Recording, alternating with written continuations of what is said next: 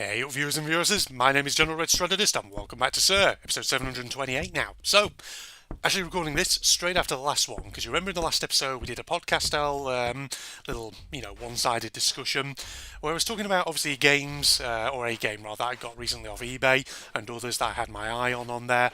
And that sort of segued into a conversation about, Bond movies, films, and which ones were ones that I'd count as being sort of my faves and all that. And in the end, it was kind of a toss-up between Casino Royale and GoldenEye, but particularly sort of leaning maybe towards GoldenEye. But talking about that obviously gave me an idea for a follow-on podcast-style episode. So we're going to stick with the Bond film theme for this. So the challenge, of course, as I mentioned in the previous episode, the idea I had is why don't I give myself a little challenge where I name as many Bond movies as I can remember from Sean Connery onwards, not counting any that came before, even though there were, because I'm pretty sure there was a Bond film with David Niven, an original version of Casino Royale from the 60s, before Sean Connery took the role, which we're not counting because I've never seen that one. I don't know what it's like at all. But the challenge is, can I name them? Can I name them in order? And can I, for each one, sort of give a little sort of mini summary of what the plot was? How well do I remember it? And as I'm going along, if it's one that I've seen, I might also just say, did I like it? Was it a favourite? Did I not like it? Etc, etc. So, as usual, I apologise here if my voice sounds a bit croaky, if my nose sounds like it's a bit bunged up. Again, much like I said in the previous episode, still have a few remnants of a cold, so it's clearing up though. That's the good news. It's not as bad as it was. But without further ado, we're going to get into it, ladies and gentlemen. We're going to start, of course, with the Sean Connery era, and the first Sean Connery Bond movie, I do remember what that was. It was Dr. No, ladies and gents. And I have seen that one, but admittedly it's been a very, very long time since I saw it. I think I must have been a teenager when I last watched Dr. No. But I think I was going to say, do I remember what the storyline of Dr. No was? Dr. No, was it Bond was tracking down a stolen nuclear device? Something like that? To an island in off Jamaica, used by the villain himself, Dr. No? Is it not something like that? I mean, I can remember snippets of little elements of Dr. No. Obviously, there's always the friggin' iconic scene with Ursula Andress, obviously, coming out of the friggin' water. World's first bikini girl or whatever. Bond girl, I don't know. And obviously, there was also that thing in Dr. No with the weird dragon tank, like an armoured vehicle with a flamethrower, that Dr. No's forces used to scare off locals from the island. Something like that. I seem to have recollections of that, but other than that, I really don't actually remember Dr. No all that well, because it's been such a long time, so I could have got the plotline completely wrong there. I don't know. But after Dr. No, it was From Russia with Love, I think. Now, From Russia with Love, I don't think I've ever actually sat down and watched all the way through, so we're counting that as one that basically I haven't really seen. So that'll be the first of a few, I think, on this list, ones that I'm just not really that familiar with. But I think well, actually, no. I was about to say, was From Russia with Love the first one that had Spectre in it? Like this sort of terrorist criminal organisation? But no, come to think of it, I think Dr. No, in the first movie, was supposed to be a Spectre operative, wasn't he? So it wasn't the first time Spectre had been mentioned, but I think if I'm not mistaken, it was the first time. For fuck's sake, why are you coming over here? Come on now. Right. But yeah, as I was saying, I think it was the first time that Blofeld was featured in the whole movie. Obviously, you don't see his face and all, but he's there in essence. So there's that. Now, I'm desperately trying to think of what was the plot of From Russia with Love. Bearing in mind, of course, that I've not actually ever watched it all the way through before. Was the plot of From Russia with Love basically a bunch of Spectre operatives are tasked with trying to assassinate Bond. Something like that, I think. Because it had what's-his-face in it, didn't it? Donald Red Grant, the big sort of blonde, Aryan-looking assassin, and Rosa Klebb, sort of like Soviet intelligence officer and Spectre operative, with the sort of like, she has shoes with like poison-tipped blades, so when she kicks, it like flicks a blade out to kill somebody. You know what I mean, right? Her. She was in that one. And I think part of that film is set in Istanbul. It's in Turkey, isn't it? At least part of it, anyway. And there's something about Bond meeting a contact, and like there's like a scene with like gypsy women wrestling, something like that. It's a weird one. I don't remember it very well at all, but I feel like I remember little bits. So that was From Russia with Love, and like I say, can't really rate that one because I've never sat down and watched it all the way through. But after From Russia with Love, we had an iconic one, Goldfinger, with old Gert Frobe. Now that one I do remember the plot of. I think it was Goldfinger plotting to steal gold from Fort Knox, wasn't it? It was that. Now, again, I've got to admit something. Goldfinger, even though it's apparently a classic, everyone remembers it, of course, more than anything else for Shirley Bassey's fantastic Goldfinger theme song. But I don't think I've ever actually watched Goldfinger all the way through. Again, I think I've only seen bits of it. Obviously, there's iconic scenes, like Odd Job, getting absolutely electrocuted at the end of it, Gert Frobe being sucked out of an aeroplane window, Pussy Galore on a Blackman, and of course, do you expect me to talk? No, Mr. Bond, I expect you to die, that as well. But yeah, I don't think I've watched Goldfinger all the way through. So again, can't really rate it, because I can't really rate it whether it's a fave or not. But after Goldfinger, we have Thunderball, which also incidentally is the name of a lottery draw here in the UK. But Thunderball I do remember. I think the plot of Thunderball was, again, it was Spectre, and this time it was like Spectre's number 2 operative, Emilio Largo, who stole a couple of nuclear devices from, I think it was like a NATO cargo aircraft. And I can't remember exactly what the Spectre was planning to do with them, whether it was they stole them and then basically threatened to use them unless they paid a ransom, something like that. But I do actually remember Thunderball being one that I did kind of enjoy. I don't know if it's one of my favourites, but I think it is one that I do remember liking. It was a Sean Connery one. I think I like it because, again, it has a bit of a sort of nautical maritime thing to it. I think more than anything, I do remember a couple of scenes. I remember one scene where Bond gets trapped in a swimming pool that has like a shark tank attached to it.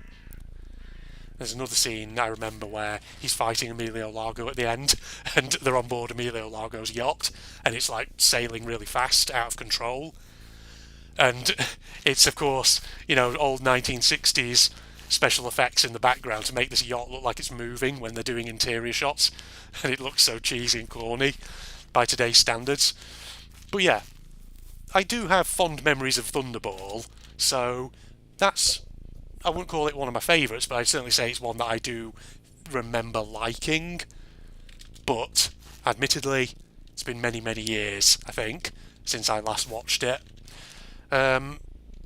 So, what came after Thunderball? Was it You Only Live Twice? We're still with Sean Connery at this period. Now, that one I think I do remember quite well.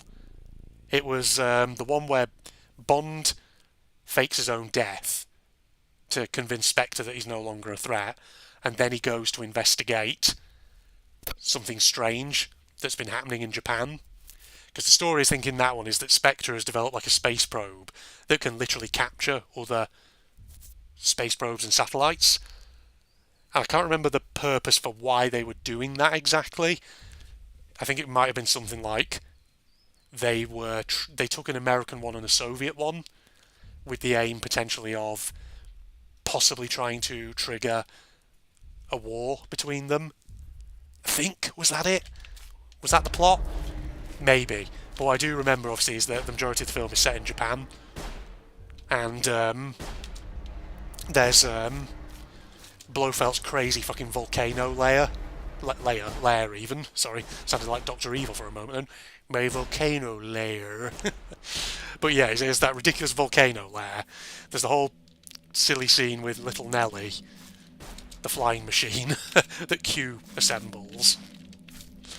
In fact, come to think of it, was Q first appeared in Goldfinger, didn't he? Desmond Llewellyn, the original Q. I think he did, didn't he? That's right. Because that was the first one that I think had the proper first like Bond Aston Martin with like gadgets and concealed weapons in it.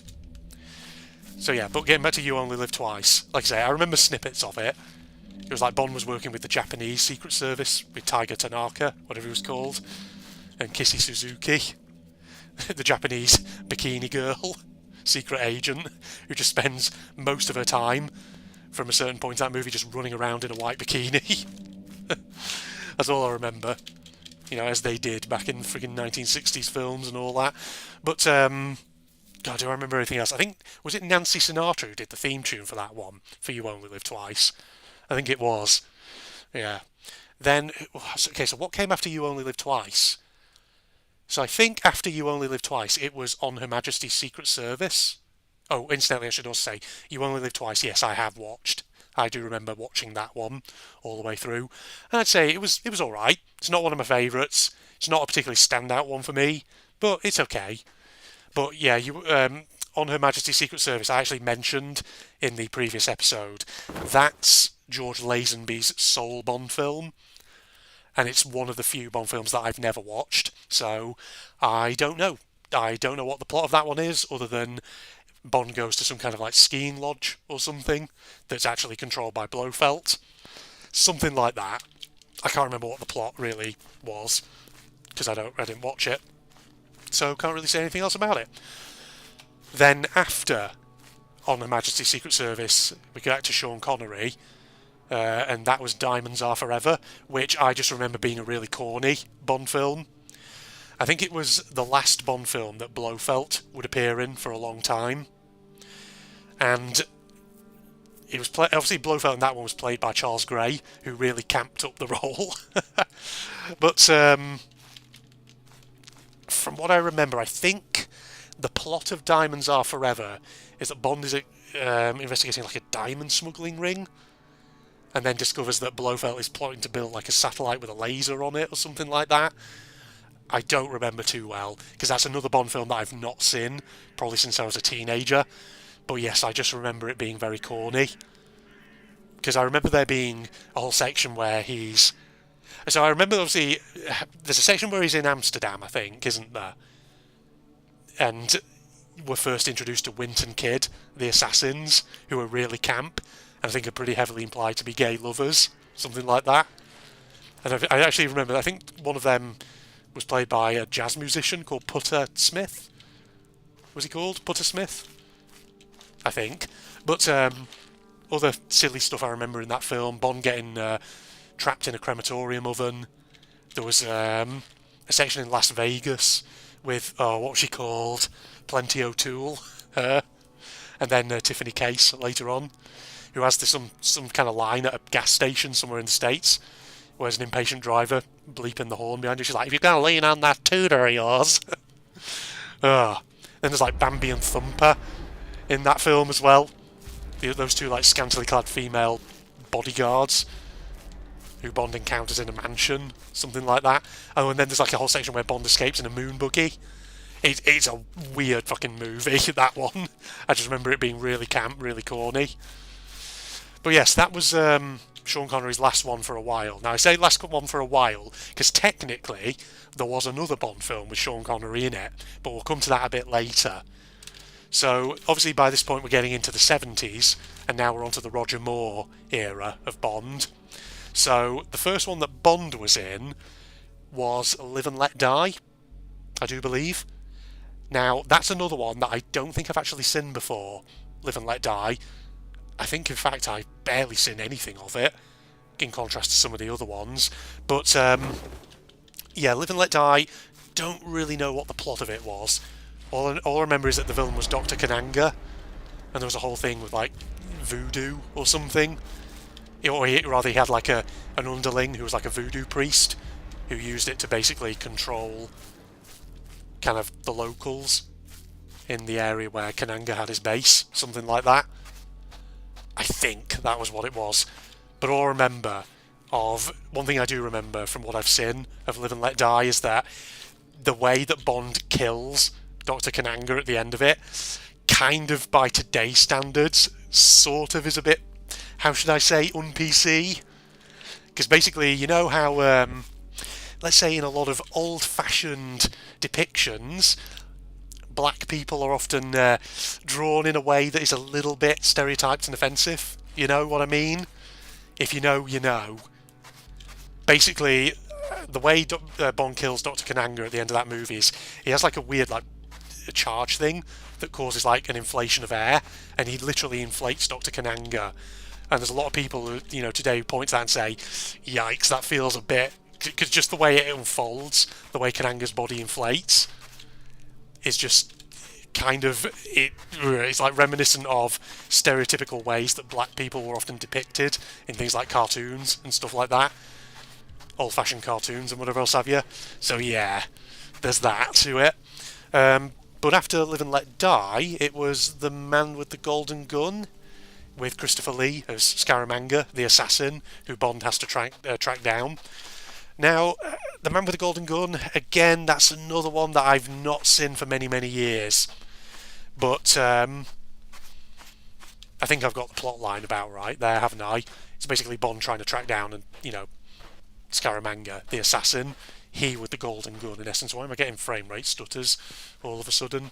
But all I remember is that there was a weird thing in that with Christopher Lee's character where Scaramanga apparently has 3 nipples or something. And there was like a scene in the car chase where Bond's car, like, he like jumps off a bridge, and for some reason the producers of the film decided to have like a slide whistle sound effect, which everyone cringes at because it's so silly and out of place and just cartoonish nonsense.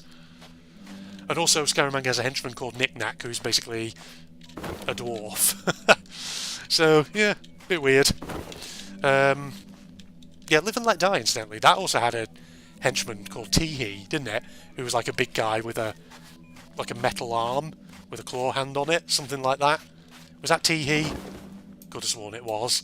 Yeah, but that was The Man with the Golden Gun, and I wouldn't say The Man with the Golden Gun is one of my favourites, in all honesty. I wouldn't say I dislike it by any means, but it's not one of the standout ones, in my opinion. At least not one of the ones that I remember quite well. What else? So what came after The Man with the Golden Gun? I think it was The Spy Who Loved Me, wasn't it? So I think at this stage we're still sort of early 70s, I believe. Now, I've already talked about The Spy Who Loved Me briefly in the previous episode. It was my favourite Bond movie when I was a kid, around about 11 or 12, and I still have a fondness for it, even now. But I think I do remember the plot of that one. That was obviously Stromberg, who was a villain who I think the writers could have done far more with to make him a bit more standout than he was. But Stromberg's plan, in essence, was that he had the Liparus, the big ship, that actually secretly was a mobile base. It was like a disguised as an oil tanker, but its bow it would have like its bows would basically open up, and he would use it to basically hijack nuclear submarines. So the plot of that one was that he'd stolen an American nuclear submarine. No, sorry, not an American one. He'd stolen a Russian one and a British one to basically get hold of their nuclear weapons. And I think the plotline was he was going to initiate a nuclear war between the West and the Soviets with the aim of destroying them so that he can basically build a civilization under the sea. So it's pretty crazy, that one. And also, Spy Who Loved Me was the first film that introduced Jaws, played by Richard Kiel. You know the guy? 7 foot tall henchman with friggin' steel teeth, that guy. So yeah, there was that one. Like I say, as an adult, I wouldn't say that's one of my favourites now, but it was definitely one of my favourites when I was a kid.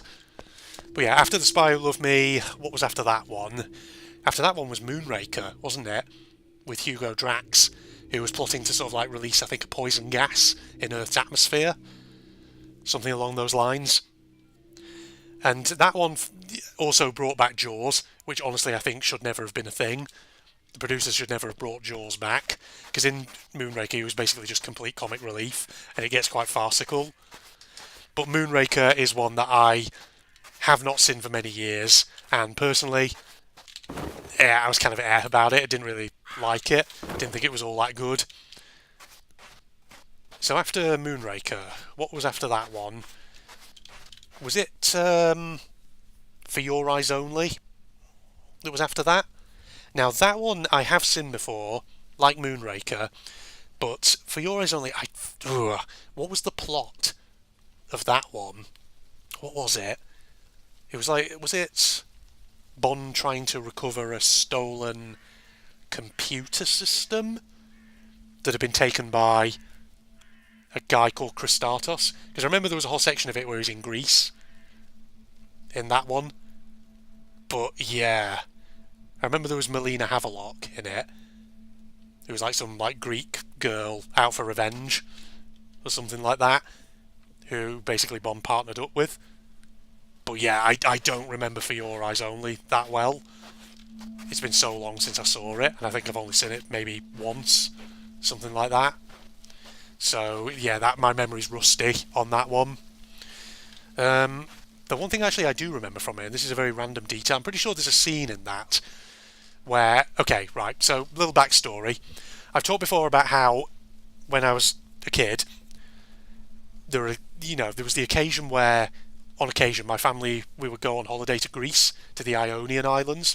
I think I remember the first time we ever went to Kefalonia, we arranged to take part in an island tour, like an island coach tour, from the hotel that we were staying at.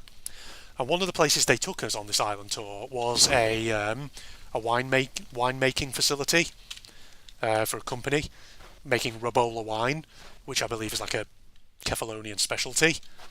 But all I remember is that, yeah, because I think after the first time we went to Kefalonia as a family, I can't remember how long it was after that, maybe only about a year or so, I then saw For Your Eyes Only for the first time. And I'm pretty sure there's a scene in there where Christatos, the main villain, him and Bond are at a restaurant or something, and he asks for a Rabola wine from Kefalonia. Something like that. It's just one of those weird little things, weird little details that you remember from the movie. And yet you don't actually remember what the plot was. Good lord. Okay, so after that one, I believe it was Octopussy. So by now I think we were sort of getting towards... Yeah, because I think by the time of Octopussy we were possibly in the very early 80s by this stage. And so I remember, I think Octopussy was a Soviet general who was going rogue and was planning to detonate a nuclear device in West Germany to try and trigger a Third World War. But there was a whole like subplot with Fabergé eggs in that, and an Afghan prince played by that French actor Louis Jourdan, whatever he was called. And so there was like a whole section where Bond was in India, and I can remember bits of that actually. I remember bits of like the section where he's in India, for example, because he has a friend in that one called Vijay, and there's like a whole tuk-tuk chase through the streets of India at one point. And as well as that, I think Louis Jourdan's character, Kamal Khan, has like an Indian Sikh henchman, Govinda, who's like this really tall, silent, psychotic henchman who Bond ultimately kills at the very finale of the movie by having a fight with him on the exterior of a flying plane, something like that. And I remember there's a section in West Germany where Bond is trying to find the nuclear device and he's dressed as a clown in a circus. Something like that. Yeah, that's Octopussy. And you know what? Octopussy is still very much that sort of corny Moore era of Bond, but I actually do have sort of fond memories of it. So yeah, Octopussy. Maybe not one of my favourites, but yeah, I do, from what I recall, remember that I enjoyed it as a film. And then after Octopussy, as we're getting towards, yeah, definitely sort of early to mid-80s, I do believe, we had Roger Moore's last Bond film, which was A View to a Kill, starring Christopher Walken as the villain, Max Zorin. And Max Zorin's plot was that he was going to destroy Silicon Valley, something like that. And Again, it was classic sort of Moore era camp and silliness.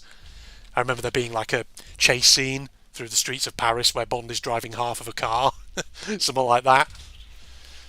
And then, of course, there's like the whole finale on an airship over the Golden Gate Bridge, where Christopher Walken's character plunges to his death, something like that. But there is one section of View to a Kill that I do remember, which actually kind of semi-traumatised my younger self when I first saw it, and probably gave me a touch of submechanophobia. It's the section, and those of you who've seen the movie probably know exactly what I'm talking about. It's the bit where Bond is diving at night towards Zorin's offshore oil wells, and like he goes into one of their like intake pipes or something, just as they activate like the suction fans inside it, and it's like, oh god, it's like that's like nightmare fuel, because basically Bond is sort of trapped in an underwater dark claustrophobic space, being sucked towards this horrible big fan. And of course he gets out of it, but then the way he gets out of it, I think, is he takes his air tank off and jams it into the fan so it sticks, and thus stops the whole machine so he can swim out. But then, of course, he discovers there's also a couple of Russian agents on site, and so Zorin and his goons find one of those Russian agents and think that they're the ones responsible for the jam. And I just remember there being a scene where basically they take the captured Russian agent and just throw him down into the seawater intake, into the fan once it's back active again, and basically the guy just gets minced. So yeah, that was pretty traumatic for my younger self. Hated that scene. And I think I've talked about that before when I was talking about submechanophobia in other videos. Did I talk about that during my Inside playthrough? I think I probably did, didn't I? Sip some more on my Lemsip. So, like I say, that was the end of the Roger Moore era, that one. And yeah, I do think A View to a Kill, not one of my favourites, but again, I would say it's decent-ish. Theme song by Duran Duran, ladies and gents. But not one of my favourites, like I say. It's okay. So then we come to the Timothy Dalton era. So Timothy Dalton's first one, of course, was The Living Daylights. Now that is another one that I have seen, but I've not seen it in many, many years. And in fact, I may have only watched it the once, again, when I was very young. And I feel like I can only vaguely remember the story of it. Was the story of The Living Daylights something like... Well, actually, it kind of goes back actually to something I was saying in the previous episode, how a lot of Bond movies have plot lines and themes which are clearly sort of inspired to a degree by real-world events or real-world concerns at the time. Because the thing about The Living Daylights is there's a whole section in that where Bond is in Afghanistan during the Soviet-Afghan War in the early 80s. And he helps out basically a mujahideen, in essence. So, the plotline of The Living Daylights, was it not something like there was a rogue American general or commander who was selling high-tech weapons to the Soviets? Something like that? General Whitaker, or whatever he was called? I think... Oh god, I don't remember too well. I think that was part of the plot, but I can't remember if that was the entirety of the plot. But like I say, I don't really remember the story of The Living Daylights. I just remember random snippets from it, like Bond and the Bond girl somehow riding down a mountain slope on a cello. It just gets honestly ridiculous. But after The Living Daylights, it was Licence to Kill, Timothy Dalton's only other Bond film, which I remember actually having a very dark tone to it. The Living Daylights, I will say, actually is probably a good Bond film, one of the better ones, to put it that way, probably because of the fact that it's darker and grittier. But the idea behind Licence to Kill is Bond goes rogue after Felix Leiter, his CIA friend, is attacked and savagely tortured by a Mexican drug lord. Was he Mexican? No, he might not have been Mexican, actually. South American drug lord.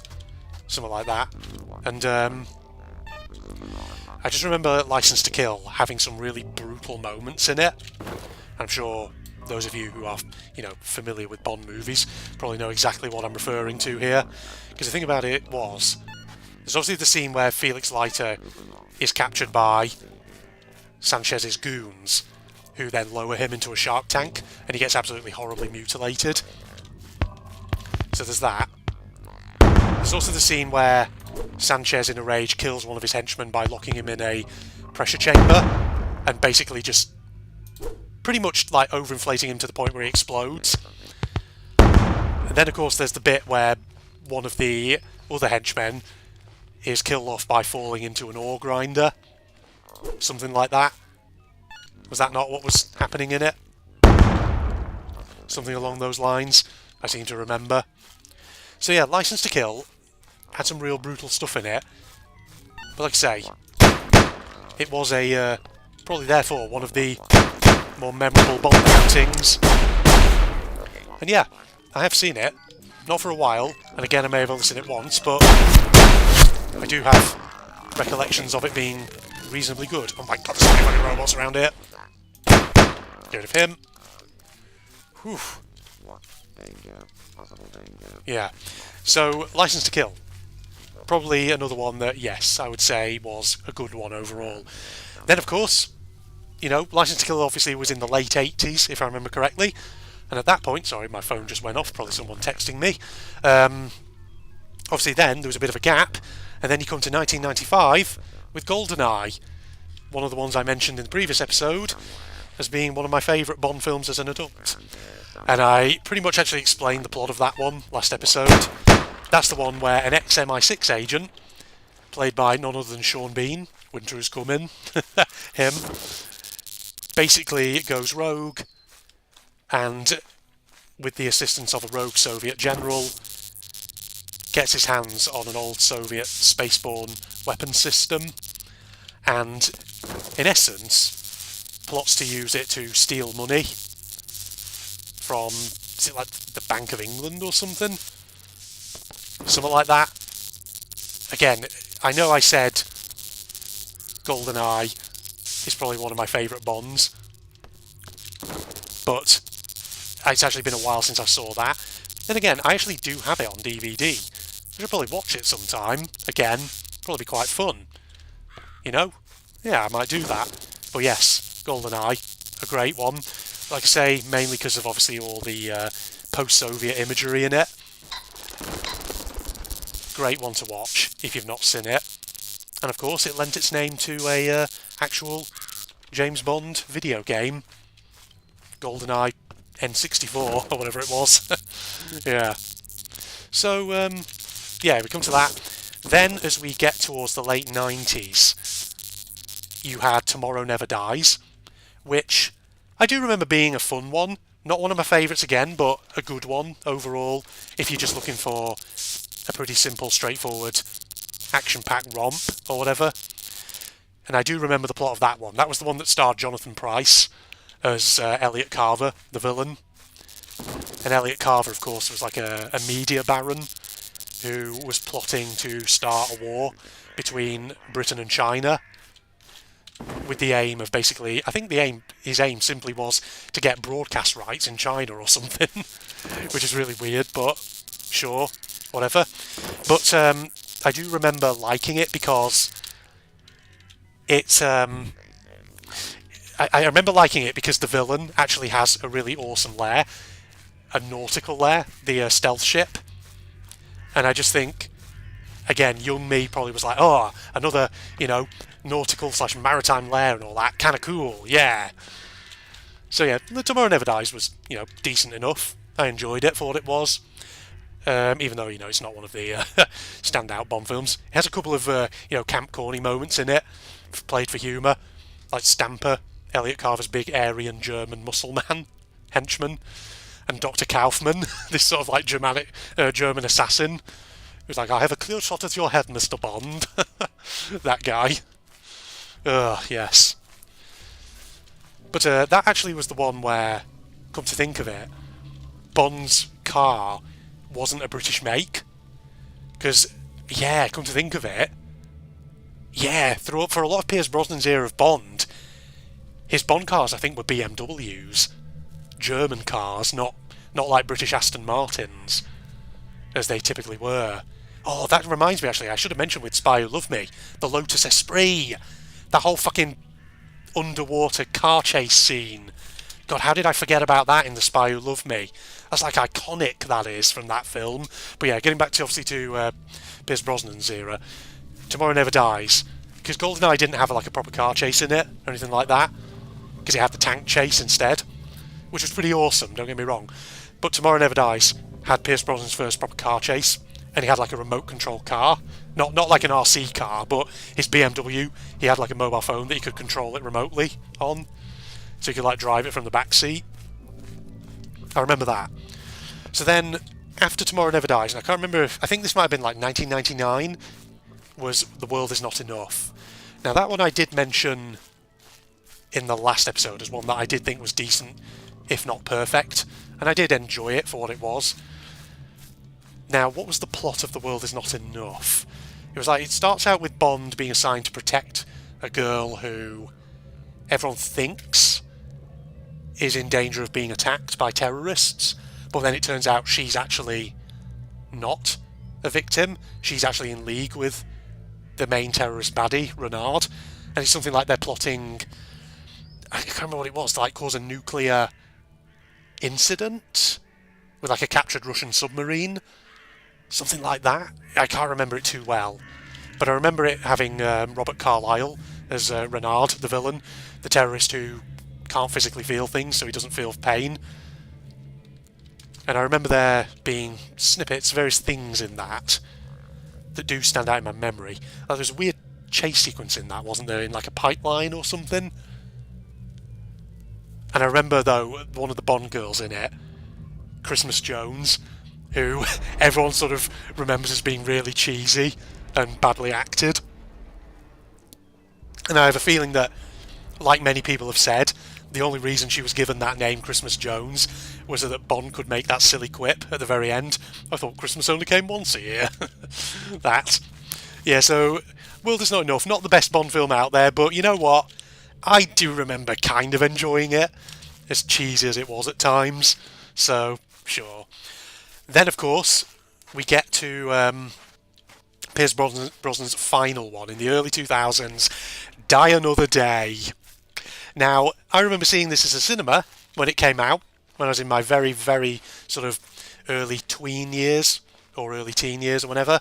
And I remember as sort of like a tween/early teenager, I loved it. But as an adult, I look back on it now and I think, good God, why did I love it? Here's the thing about Die Another Day. Die Another Day does have some cool stuff in it. I really liked the hovercraft chase in North Korea at the very start. And I did kind of love Icarus, the whole spaceborne weapon with the giant fucking laser. But the problem with Die Another Day is its story was, let's be honest, kind of crazy and absolutely bonkers. With a North Korean officer who you think it dies at the start, then turns out he's not dead and he's actually had like a gene therapy to completely change his appearance. And then he has a weird ice palace, which is actually a secret base where he's doing all kinds of weird shit, including, you know, mining diamonds for his satellite or whatever. And then the plot unfolds that basically he wants to use this spaceborne weapon to destroy South Korea. And then eventually all the Western allies in the region, like Japan and America. So, plot's bonkers, but also on top of that, I think Die Another Day isn't remembered very well because of some of its CGI. Yeah, because there's the whole section, I think a lot of people will know exactly what I'm talking about, the whole section where Bond is windsurfing on a tidal wave.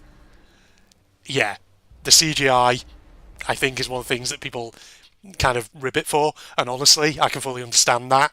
And I do look back on Die Another Day and think, Die Another Day is a guilty pleasure one. Like, the movie itself is not, you know, it's bonkers. It's kind of ridiculous. But you know what? I can't deny that when I was a very young teenager and I saw it for the first time, I didn't care. I didn't give a shit about CGI or anything. It was Bond. It was action. It was zany. I kind of enjoyed it for what it was. Of course, as an adult, I now look back on it and I see all its flaws, etc., etc. So that was Pierce Brosnan's era. Now, before I get on to Daniel Craig, one thing I will mention. I mentioned earlier that there was technically another Sean Connery Bond film. Now, I may be doing this slightly out of order because I think it came out in the 1980s, but there technically was another Sean Connery Bond movie, and it was called Never Say Never Again. And basically, I think the reason people don't remember it is because it wasn't produced by Eon, who produced pretty much most of the Bond movies. It was produced by a completely different studio. And so I think it was basically a retelling of Thunderball. It was a similar story to that, I do believe. Except they changed Emilio Largo to Maximilian Largo, and instead of being like a sort of Neapolitan gangster with an eye patch and a cigar, Largo was instead this sort of blonde-haired, this sort of long blonde-haired German villain, something like that. Yes. But didn't they actually in Never Say Never Again have Max von Sydow as Blofeld, and then barely used him? He was like in one scene, and that was it. Because I believe Max von Sydow was like a really big actor, big German actor, well known, and yet didn't really do much with him in that film. But yeah, I think I've only seen Never Say Never Again once, and to be honest, I don't remember it that well.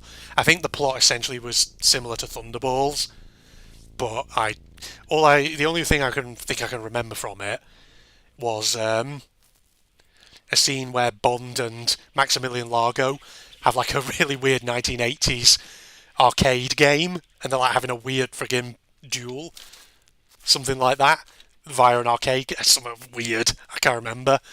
Yeah, but yeah, I just wanted to mention that one as like a quick shout out to that film that a lot of people I think forget about.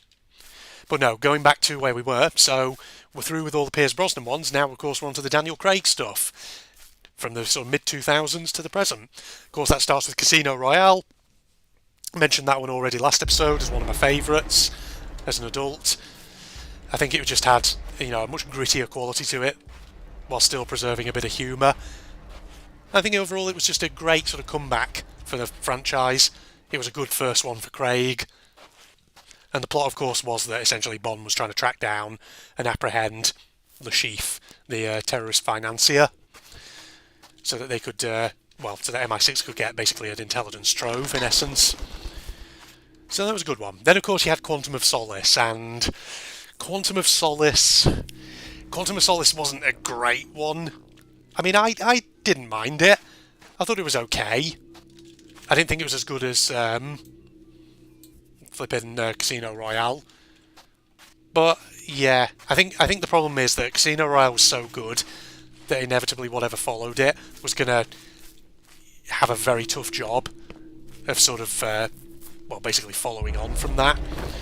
So yeah, like I say, I'm trying to remember what was the story of Quantum of Solace. It was like an industrialist, wasn't it? Dominic Green of Green Planet Technologies, who was basically monopolising the water supply in a South American country. Something like that. Was that what it was? Yeah, it wasn't the most memorable storyline, was it? Quantum of Solace. Which is unfortunate. But hey. But after Quantum of Solace, obviously you got Skyfall, which was actually quite interesting because it was the last Bond film starring what's-her-face? Judi Dench as M. And it was the one where basically, I think I've mentioned before, how it was obviously about the fact that basically MI6 was threatened by essentially cyber terrorists who were basically led by Raul Silva, a former MI6 agent. And so it basically becomes about Bond discovering that Silva is basically plotting to assassinate M, and Bond basically trying to stop that from happening.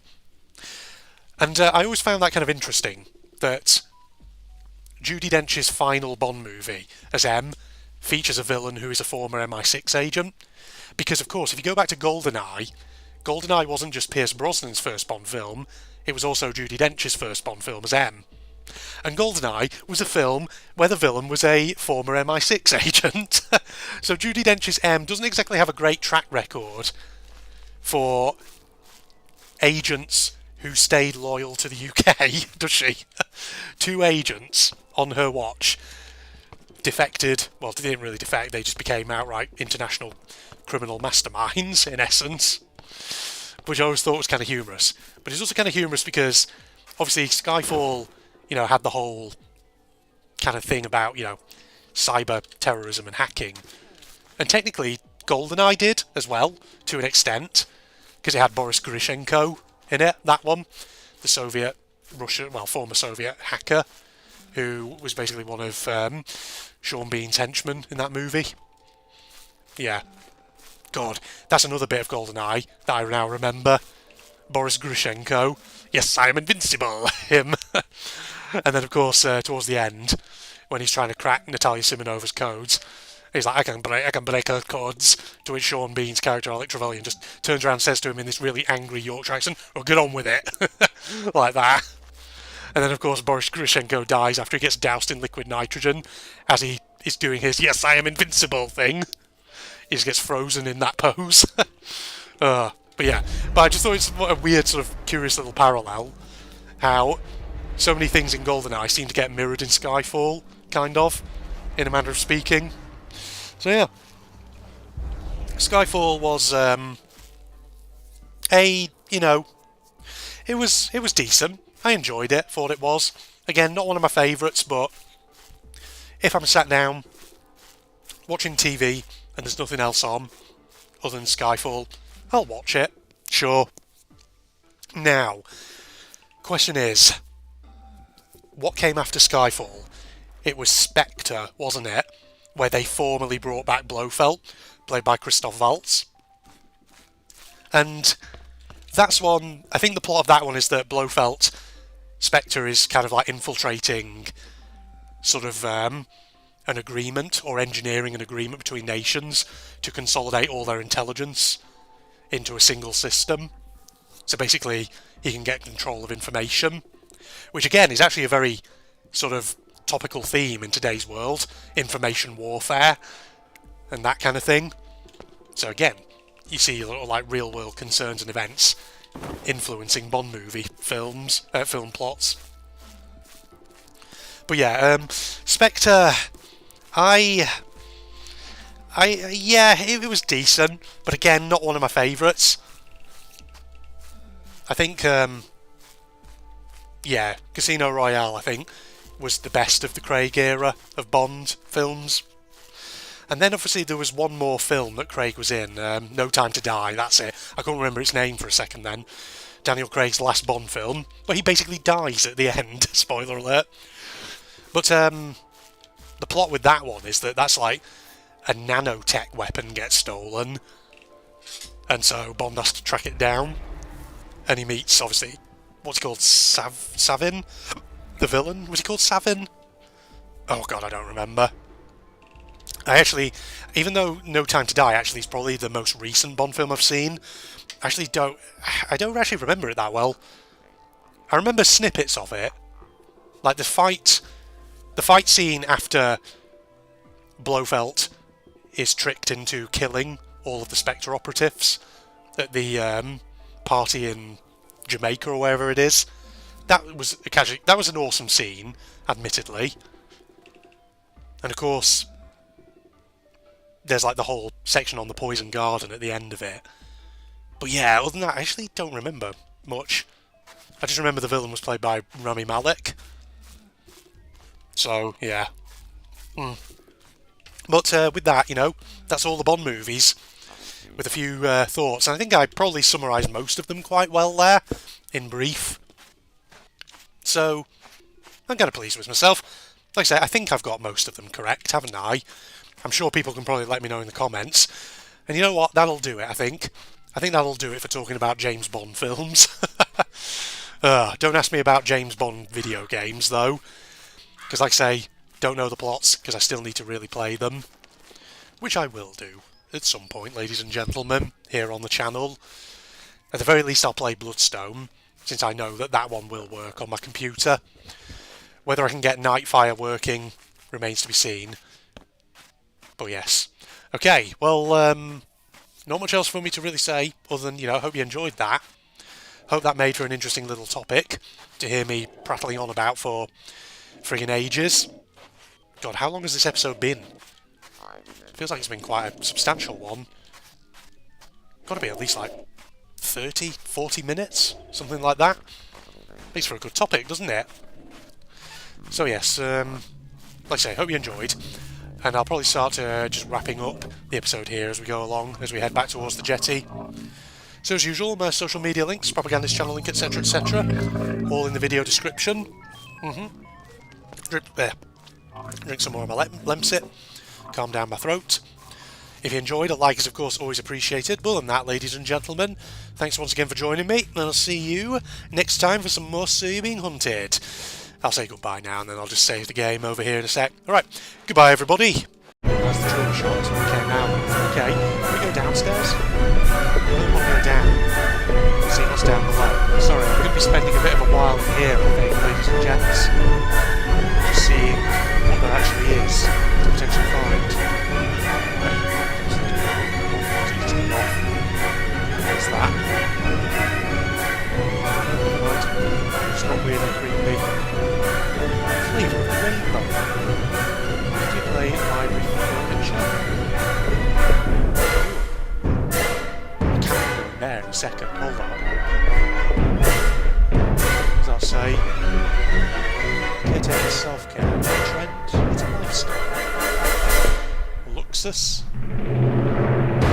Clothing and accessories.